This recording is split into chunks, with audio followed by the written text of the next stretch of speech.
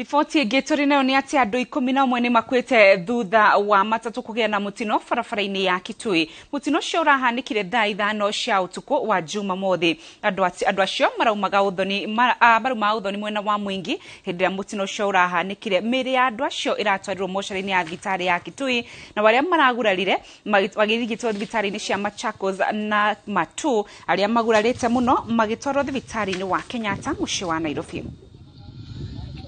Watu 9 walikuwa wamekufa hapo kwa hapo, na wengine majeruhi tuliweza kuwaokoa na kupelekwa hospitali.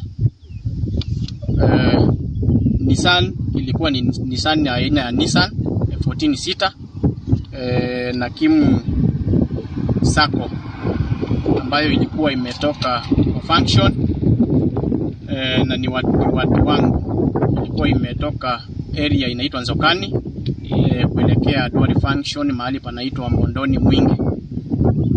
So wakati wa kurudi ndio waliweza kupata hiyo ajali Mwingi Kitui Junction, 1 kilometer from Mwingi Kitui Junction. Na wakati niliweza kuangalia na kuonji wale walikuwa ndani ambao hawakuwa wamepata majeraha kubwa, waliniambia ya kwamba hiyo ngali ilikuwa overloaded na dereva alikuwa mlevi, na kwa hivyo alijaribu ku overtake, na ndiposa akapoteza mwelekeo na kupigirika.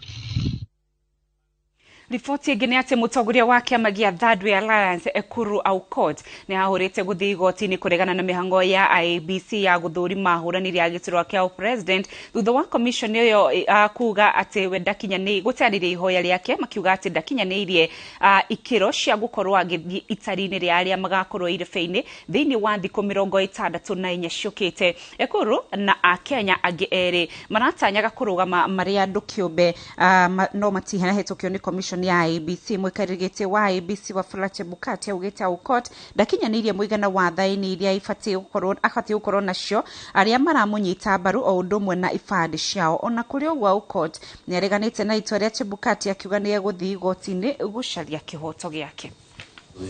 The degree certificates are not certified, and also Bangas check wrongly addressed.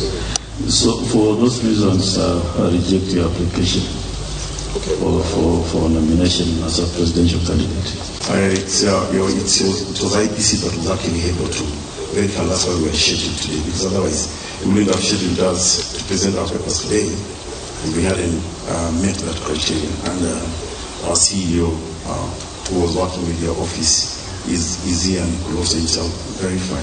Because we also note that there are candidates that you have since cleared who had not met that first criteria, but you gave them time to go ahead and complete the signatures. Notably, one of them, I think, is a candidate called Koya. Yes. So we don't understand why you scheduled us if there was a problem with our signatures in the first instance.